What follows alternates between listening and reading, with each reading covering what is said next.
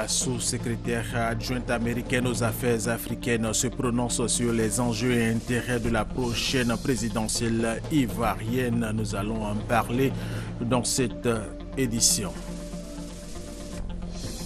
Le ministre de la Production animale et des Ressources halieutiques, Kobena Kwasi Adjoumani, a ouvert hier la 3e édition des J-Porci, les journées ivoiriennes de la viande porcine et ses dérivés. Le thème, l'élevage de porc, une source de richesse. Le Premier ministre grec Alexis Tsipras s'est adressé aux députés européens ce mercredi matin. Il a dit qu'il veut lutter contre la fraude et l'évasion fiscale, qu'il n'est pas pour la division de l'Europe. Ces propositions plus concrètes sont attendues demain. Mesdames et messieurs, bienvenue et merci de suivre les informations sur RTI 1. Un conseil des ministres se tient actuellement au palais présidentiel en présence du président de la République Alassane Ouattara, du Premier ministre Daniel Kablan-Duncan et des membres du gouvernement. Les détails de ce conseil des ministres à 20h. La visite d'amitié et de travail de 48 heures du Premier ministre burkinabé Isaac Zida en Côte d'Ivoire a pris fin hier. Il a quitté Abidjan hier après-midi pour son pays, le Burkina Faso. Il a été accompagné à l'aéroport international Félix Houphouët-Boigny par le Premier ministre ivoirien Daniel Kablan-Duncan. Avant son départ, un dîner lui a été offert par le chef du gouvernement ivoirien pour célébrer la fraternité entre la Côte d'Ivoire et le Burkina Faso. Alexis Ouedraogo. Un toast pour confirmer la fraternité de deux peuples. Au terme de sa première journée dans la capitale économique ivoirienne, le Premier ministre burkinabé a été reçu à dîner par son homologue ivoirien. Daniel Kablan-Duncan a dit la nécessité de l'accroissement des échanges commerciaux entre les deux pays. Cette visite qui précède de quelques semaines celle que doit effectuer en terre ivoirienne le président de transition du Burkina Faso, son Excellence M. Michel Kafando, témoigne de la volonté commune de nos deux chefs d'État de préserver et de perpétuer les relations de solidarité agissantes et de fructueuse coopération que nous avons toujours maintenu au-delà des changements institutionnels intervenus dans nos pays respectifs. Pour le Premier ministre burkinabé, le capital relationnel entre la Côte d'Ivoire et le Burkina doit être préservé. Nous avons pensé que le capital qu'est la relation entre le Burkina et la Côte d'Ivoire est un capital tellement précieux qu'il faut préserver, qu'il faut même travailler à renforcer au point que après cette année, les dirigeants qui vont venir vont continuer pour le bonheur de nos deux peuples respectifs. Des signatures d'accords de coopération entre les deux pays ainsi que la lecture du communiqué final ont meublé le dîner. Le communiqué, faut-il le souligner, annonce la redynamisation de la coopération économique entre les deux pays, la facilitation du transit sur les routes communes. Les deux premiers ministres ont convenu de tout mettre en œuvre pour hisser le volume des échanges commerciaux entre leurs deux pays à un niveau supérieur. À cet effet, ils ont convenu d'organiser des journées économiques du Burkina Faso en Côte d'Ivoire en 2016. Sur les points de la traite des enfants entre les deux pays et la délocalisation des personnes installées au Mont Péko, des réunions entre ministres devraient avoir lieu très bientôt. Lors de cette visite de 48 heures en Côte d'Ivoire, le Premier ministre burkinabé a rencontré la communauté burkinabé vivant en Côte d'Ivoire. On en parle avec Gabriel Zané. Les Burkinabés vivant en Côte d'Ivoire apportent leur soutien au gouvernement de transition au Burkina Faso. Mais ils veulent aussi le droit de voter lors des élections législatives et de la présidentielle de 2015. Ce sont parmi tant d'autres les sujets exposés au Premier ministre burkinabé ce mardi à l'Hôtel Ivoire. En perspective des futures élections au Burkina Faso, la diaspora souhaite également voir se concrétiser le recensement administratif de tous nos compatriotes vivant sur le sol ivoirien. À 3 mois de la fin de la transition politique, Yacouba Isaac Zida, le chef du gouvernement de transition du Burkina Faso, a rassuré ses compatriotes du bon déroulement du processus électoral. Cependant, les Burkinabés de la diaspora ne pourront pas prendre part au scrutin pour des raisons budgétaires, a annoncé le Premier ministre burkinabé. 54 milliards de francs CFA, c'est le coût des élections à organiser par le pays. Vous savez que le délai qui a été donné à la transition, c'est 12 mois. Donc ça veut dire qu'il reste à la transition 3 mois. Donc ces 3 mois, c'est organiser les élections législatives et présidentielles le 11 octobre. Toutes les conditions sont réunies. Les conditions sont réunies, ça veut dire que le budget des élections qui s'élevait à 54 milliards, nous avons pu mobiliser. La protection juridique des Burkinabés en Côte d'Ivoire, les questions de la carte consulaire et de la relocalisation des Burkinabés occupant encore le Mont Péko dans l'ouest de la Côte d'Ivoire ont fait l'objet de discussions. Mais au-delà, Yacouba Isaac Zida a félicité les excellentes relations diplomatiques et économiques que son pays entretient avec la Côte d'Ivoire.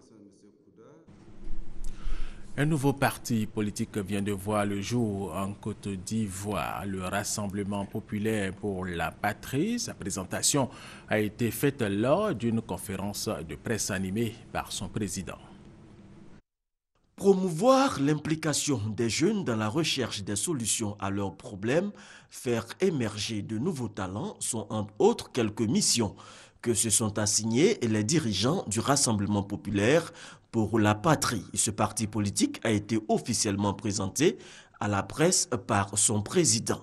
David Mebra Koné veut insuffler une autre manière de faire la politique en Côte d'Ivoire. Une vision nouvelle de faire la politique, laquelle consiste à se fier aux besoins de nos populations pour les satisfaire. Les jeunes qui prennent de l'âge sans un emploi, une nouvelle ère s'ouvre. Nous avons des stratégies opérationnelles pour garantir l'emploi pour nos populations. David Mebra Koné a aussi donné la position de son parti pour la présidentielle d'octobre prochain. J'annonce que le RDP aura un candidat à cette élection pour les jeunes qui peinent à avoir de l'emploi. Nous sommes prêts à assumer cette responsabilité et donc à vous dire quelle est notre conception de la présidence de la République et ce qui justifie notre candidature à la magistrature suprême aujourd'hui. Prolonger l'histoire de notre pays en préservant son unité. Le Rassemblement populaire pour la patrie a vu le jour en juillet 2014. Une année après sa création, le parti voit déjà grand pour la Côte d'Ivoire. Nous vous le disions dans nos titres, la sous-secrétaire adjointe américaine aux affaires africaines s'est prononcée sur les enjeux et intérêts de la prochaine présidentielle en Côte d'Ivoire. Et c'était au cours d'une conférence de presse. On en parle avec Christelle Nda et Gabriel Zadi. La Côte d'Ivoire est face à un nouveau défi, la présidentielle d'octobre 2015. Pour réussir cette étape, ONG, partis politiques, organisations de la société civile ont un rôle important à jouer, celui de l'apaisement. Conscient d'un tel enjeu, le gouvernement américain réaffirme son engagement à soutenir le processus électoral en cours. Les États-Unis militent pour un scrutin inclusif, transparent et apaisé. Nous savons qu'une telle élection est possible. En outre, nous sommes convaincus qu'une élection réussie contribuera grandement à permettre à ce pays de retrouver sa place traditionnelle de locomotive dans la sous-région et de réaliser son objectif de devenir une démocratie forte et dynamique. La sous-secrétaire adjointe aux affaires africaines invite la jeunesse à participer massivement aux élections et surtout à se détourner de la violence. Aux professionnels des médias, l'ambassadeur Biza Williams a demandé l'impartialité dans le traitement de l'information.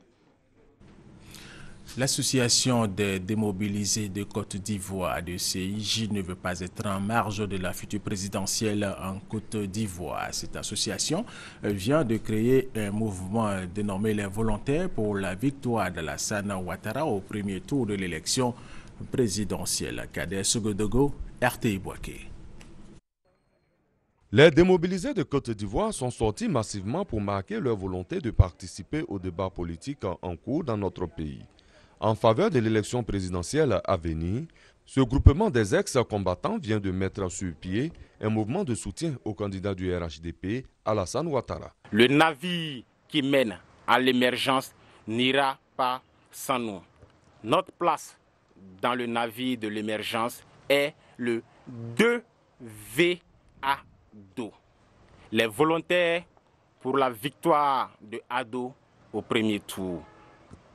Ce mouvement de soutien au président de la République est le fruit de la réflexion de plusieurs responsables d'ex-combattants et concerne tous les ex-combattants sans distinction. Présents à cette rencontre, les élus de Bouaké saluent cette initiative qui est un gage de cohésion sociale. En tant que maire représentant le maire Djibo Youssouf Nicolas empêché, je voudrais sincèrement saluer tous les ex-combattants mieux en association pour aider et soutenir le président de la République. Je pense qu'aujourd'hui, ils viennent de nous donner raison et je pense que le président ne fera que leur apporter plus de soutien. Et je pense que comme eux-mêmes ont dit, ils vont prendre les devants. Le terrain va déterminer le reste. Les volontaires pour la victoire de ADO au premier tour de l'élection présidentielle entendent sillonner tout le pays pour mener à bien leur mission. Et nous allons rester avec Kader Sogodogo qui a suivi pour RTI 1 la rentrée politique du Rassemblement des Jeunes Républicains RJR de Bouaké. Voici son reportage. Ambiance à des grands jours au palais du carnaval de Bouaké. La jeunesse du RDR de la capitale de Bouaké démarre ses activités politiques. Les cadres du parti de la région de Bouaké, Fanny Ibrahima, Djibo Youssouf Nicolas et Bakara Moko ont tour à tour félicité le président local du RJR et tous ces jeunes pour cette grande mobilisation. Une mobilisation qui est un bon signe pour la future présidentielle. La jeunesse du RDR de Bouaké entend travailler pour maintenir Alassane Ouattara à la tête du pays. À travers les actes posés par le président de la République, les actes de développement, les actes de cohésion. C'est pourquoi nous avons choisi comme slogan présidentiel 2015, préfère 100% à l'eau. Présent aux côtés de la RJR de Bouaké, le président national Tassansan demande à tous ces jeunes d'être fiers du travail effectué par Alassane Ouattara en si peu de temps. Un bilan qui plaide en sa faveur. En 4 ans, quand on voit là d'où on est venu, les conditions dans lesquelles Alassane Ouattara a pris la Côte d'Ivoire, et quand on voit le niveau de développement de la Côte d'Ivoire aujourd'hui, on se dit qu'il ne reste qu'à poser les bases maintenant de l'émergence. Et il a déjà fait, il nous reste juste quelques réglages et les jeunes seront épanouis. En marge de la rentrée politique du RJR de Bouaké, les délégués régionaux et départementaux de la jeunesse du RDR, après un conclave, ont produit un communiqué pour réitérer leur soutien indéfectible à Alassane Ouattara. Les ministres Albert Mabry, Touakeus et Kandia Camara étaient à Paris en France. Ils ont échangé avec la communauté ivoirienne. Il a été question au cours de cette rencontre de développement et de cohésion sociale. Kwasi Mamadou. La rupture collective des jeunes a été le prétexte pour ces Ivoiriens vivant dans la capitale française de se retrouver. Occasion également pour échanger avec les membres du gouvernement sur les actions de développement et de paix menées par le président Alassane Ouattara. Pendant plus de 2 heures, le ministre d'État, ministre du Plan de Développement, a présenté les acquis du gouvernement. Des actions qui permettent selon lui aux Ivoiriens d'améliorer leurs conditions de vie. Les ministres Albert Mabry Touakeus et Kandia Camara ont invité les Ivoiriens de France à la cohésion afin d'apporter leur contribution au processus de développement engagé par le président de la République Alassane Ouattara depuis 2011. La pauvreté régresse et une enquête faite avec la Banque mondiale l'indique. Il y a du travail qui est en cours. Ce travail a besoin de votre soutien. Ce travail a besoin de vos bénédictions. Ce travail a besoin de la mobilisation de tous. Cette rencontre est à l'initiative de l'AJRD, Association des jeunes Ivoiriens républicains démocrates. Cette cérémonie a réuni toutes les organisations d'Ivoiriens vivant en France. Le PND, qu'il a décrit, est un programme de développement de toute la Côte d'Ivoire. Ce n'est pas un programme de développement d'une communauté ni d'un parti politique. Que nous soyons de gauche, de droite, du nord, du sud, nous devons tous être attentifs de ce message-là et dans la cohésion, dans la réconciliation pour que nous puissions tous accompagner donc, le gouvernement. L'acte qui va amener la paix dans notre pays, c'est la cohabitation avec la tolérance ensemble entre les religions et les ethnies. Ici, nous pensons que nous avons la possibilité de le faire. Au cours de cette rencontre, musulmans et non-musulmans ont tous prié pour une paix durable et définitive en Côte d'Ivoire.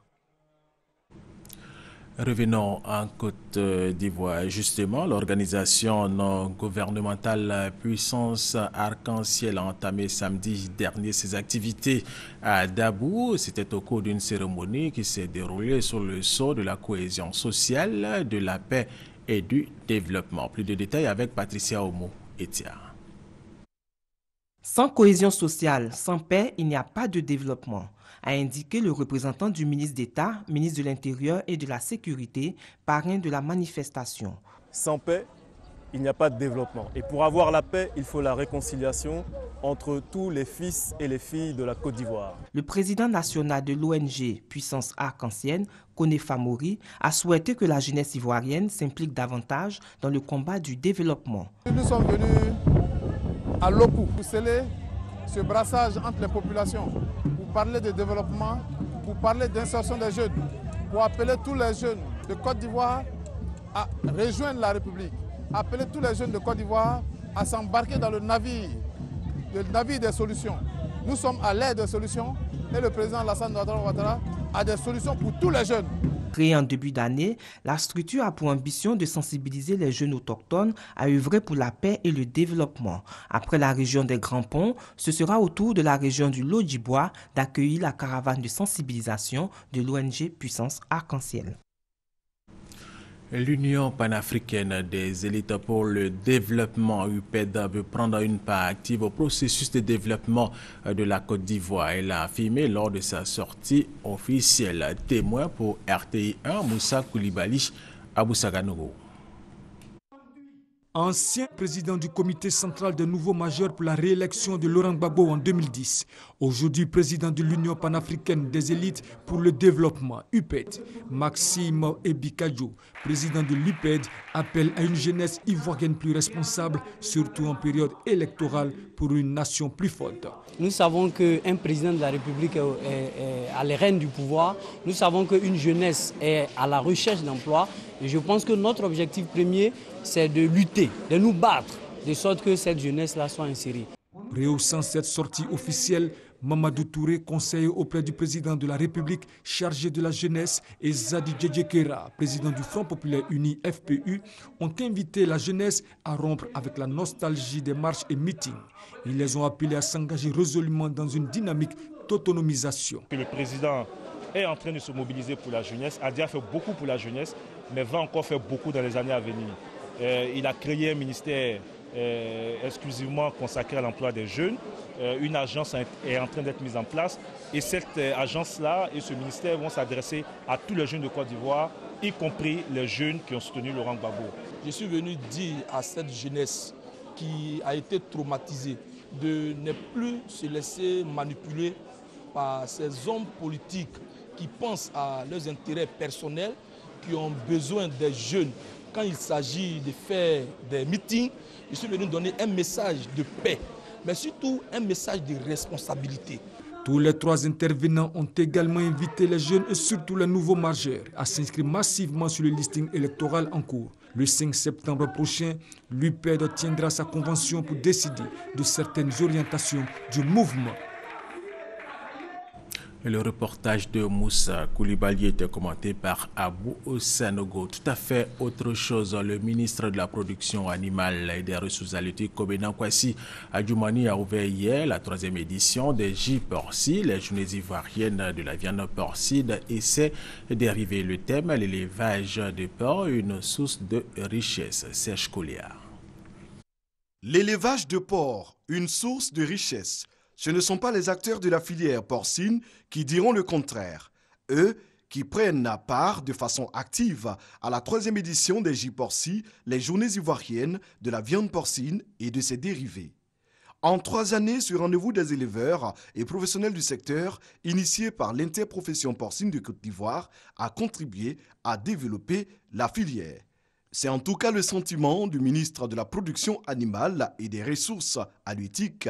Étant conscient du volet important que représente ce secteur-là, nous nous engageons à faire en sorte que la viande de porc soit vulgarisée.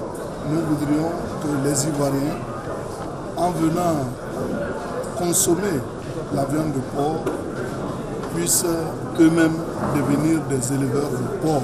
On peut noter en Côte d'Ivoire aujourd'hui 1500 éleveurs pour 28 350 porcs abattus en 2014. Au moins 500 femmes regroupées en coopérative commercialisent la viande fraîche et des repas à base de porc.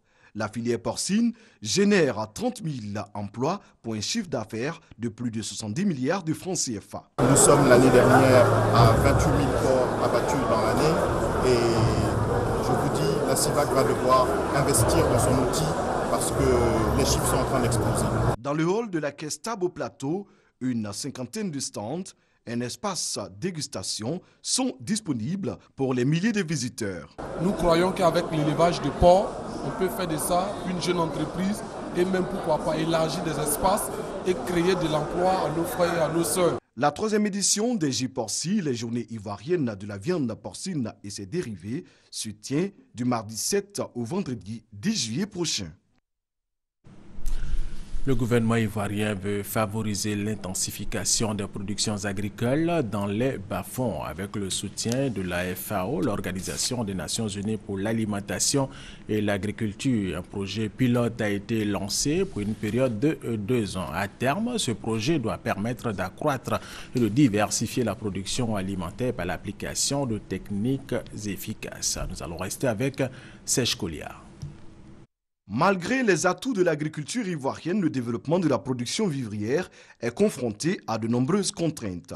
On peut citer entre autres la baisse de la fertilité des terres cultivables et la non-maîtrise de la pluviométrie. Face à cette situation, le projet d'intensification durable des productions agricoles dans les bas-fonds en Côte d'Ivoire a été initié. Il est appuyé à hauteur d'environ 300 millions de francs CFA par la FAO. Il s'agit d'accroître et de diversifier la production alimentaire en mettant en place des techniques et technologies performantes, notamment en matière de maîtrise de l'eau, de gestion durable des sols et des intrants agricoles. Nous avons près de 200 000 hectares de bas-fonds pour notre pays, mais nous allons déjà commencer le projet sur un projet pilote d'à peu près une centaine d'hectares. Alors l'important de cet atelier justement, c'est de pouvoir s'approprier les lignes directrices de ce projet. D'abord, il faut produire plus avec peu d'espace et peu de moyens. Il s'agit justement de produire pour nourrir la population d'aujourd'hui en garantissant aussi la vie de nos descendants, c'est-à-dire du futur, en respectant l'environnement. C'est ce que nous appelons l'agriculture durable. La phase expérimentale de ce projet va s'étendre sur 2 ans. L'UNEMAF, l'Union des entreprises agricoles et forestières de Côte d'Ivoire, était un atelier de réflexion autour du thème « Vision et plan stratégique de l'UNEMAF ». Elle entend contribuer ainsi à l'émergence de la Côte d'Ivoire. On en parle avec Koné Pargasoro. Côte d'Ivoire, 2,5 millions d'hectares de forêts et une forte activité agricole. Premier producteur mondial de cacao, deuxième exportateur africain d'EVA, le pays est aussi l'un des gros exportateurs de coton. Des atouts importants sur le chemin de l'émergence que les acteurs de ce secteur entendent capitaliser. En initiant cet atelier, les entreprises forestières et agricoles réunies au sein de l'UNEMAF, l'Union des entreprises forestières et agricoles de Côte d'Ivoire, entendent restructurer leur union pour en faire un outil fort au service du processus de l'émergence de la Côte d'Ivoire. Aujourd'hui, l'UNEMAF a la mission d'être une force de proposition et une force de décision dans les grandes orientations stratégiques concernant la nation en matière de développement agricole. Cet atelier, dont le thème est Vision et plan stratégique de l'UNEMAF, est axé sur 4 thèmes, parmi lesquels les nouvelles missions et les nouveaux objectifs de l'organisation, ce qui permet de faire le diagnostic des forces et faiblesses de l'organisation et de revoir son positionnement au sein des associations professionnelles du secteur agricole. On prit part à cet atelier une trentaine de personnes représentant les membres du conseil d'administration de l'Union, mais aussi les patrons et les décideurs des entreprises membres. Autre information et parlons de la 12e exposition internationale du tourisme de Pékin. Elle s'est tenue du 26 au 28 juin dernier. La Côte d'Ivoire a répondu présente à ce salon avec en attraction les atouts touristiques du pays. Patricia Omouetia. Près de 100 millions de visiteurs à cette exposition. L'ouverture s'est déroulée en présence du chairman et du ministre ivoirien du tourisme. Une journée bien chargée pour Roger Kakou, qui a honoré plusieurs rendez-vous avec les opérateurs économiques chinois. La Côte d'Ivoire, qui signe à cette occasion sa deuxième participation à cette importante manifestation, accorde une attention particulière au marché chinois très prometteur. Une confiance appréciée par les autorités chinoises qui font d'Abidjan notre capitale économique, membre de la Fédération mondiale des villes touristiques. Les rencontres se poursuivent avec les investisseurs chinois, des activités dont des conférences sur la Côte d'Ivoire et des projections sur les potentialités de la région du Sud Comoé. Une présentation qui a ravi les hommes d'affaires chinois. Maintenant, nous trouvons que la Côte d'Ivoire existe beaucoup de potentialités dans le domaine agricole. Donc, je propose implanter une usine de transformation du riz et une usine ou bien une compagnie de pêche. Donc c'est faisable. Le marché chinois du tourisme est le deuxième au niveau mondial et devrait connaître une croissance de 10% lors des prochaines années. Patricia Omouetia, revenons en Côte d'Ivoire. Décoiffés par la tornade 2013, les bâtiments du groupe scolaire du village Frondobo dans la région du Morono ont été rénovés à hauteur de 25 millions de francs CFA. Les financiers de l'opération de réhabilitation ont procédé samedi dernier à la remise des clés des bâtiments aux populations rurales. Charles Tatou, RTI Boaké. Frondobo, dans le département de Bongouanou, enseignants et élèves sont comblés de joie. Deux de leurs bâtiments scolaires, vieux de 39 ans qui n'ont pu résister à la tornade de 2013, complètement décoiffés, viennent d'être rénovés. D'un coût global de 25 millions de francs CFA, les travaux ont été financés par la Fondation Bank of Africa. En plus des travaux de réhabilitation, l'institution financière a également équipé les 6 salles de classe de 150 tables bancs. Les responsables de la structure financière donatrice y ont effectué le déplacement pour la remise officielle des bâtiments aux populations. Occasion pour le président de la mutuelle de développement de Frondobo, Léon Assé-Bouni, et la directrice de l'éducation nationale et de l'enseignement technique, Dion Soulange, d'exprimer la reconnaissance de la population et du personnel enseignant. Dion Soulange a exhorté les populations rurales à la scolarisation de leurs enfants. Pour le président de la Fondation Bank of Africa, Thiemoko Kofi, sa structure s'est fixé un objectif, contribuer au développement des pays où elle est implantée. La banque prélève 2% de son résultat annuel pour le laisser à la disposition de la Fondation. Nous avons une dotation de 220 millions qui seront affectés aux réalisations et aux projets de 2015. On a 4 projets cette année au niveau du secteur santé. Nous aurons en moyenne, je crois, 6 projets au niveau de l'éducation nationale. Une visite guidée des bâtiments rénovés a ponctué la cérémonie. Le Comité national de télédétection et d'information géographique a procédé hier matin au lancement officiel du projet e-commune dans la commune d'Atekoubé. Un projet qui va permettre à la mairie d'Atekoubé d'engranger des ressources additionnelles pour financer des actions de développement. Grâce Kando. La solution e-commune est une innovation qui permet aux communes ivoiriennes d'accroître considérablement leurs ressources propres et aux jeunes diplômés d'avoir des emplois. 11 localités utilisent déjà cet outil. Une action rendue possible grâce au Comité national de télédétection et d'information géographique. Aujourd'hui, Atekoubé leur emboîte le pas et trace ainsi les sillons d'un développement durable. Nous procédons au lancement du projet e-commune qui est identification des contribuables et recensement et mise en place d'un système. Depuis que nous avons commencé, toutes les communes qui y sont passées ont eu des résultats. Il y a eu un accroissement de 2 à 3, voire 4 de leurs recettes propres. Et la commune d'Atekoubé a décidé de joindre le palier de ceux-là qui ont décidé d'accroître et pouvoir faire face aux besoins sociaux de leur commune. Nous sommes aujourd'hui dans un plan de revalorisation urbaine très important qui nécessite beaucoup de moyens. Nous avons besoin de beaucoup d'équipements de proximité, de santé, d'écoles et surtout de sécurité. Et pour tous ces moyens additionnels, il nous faut aller rechercher les ressources propres. e-commune nous permet de sortir de l'empirisme pour aller vers le pragmatisme et avoir un plan de développement structuré. Pendant 2 mois, 40 jeunes de la commune d'Atekoubé seront formés et encadrés par des techniciens du Comité national de télédétection et d'information géographique. Cette rencontre a été marquée par la remise officielle des kits d'enquête aux jeunes.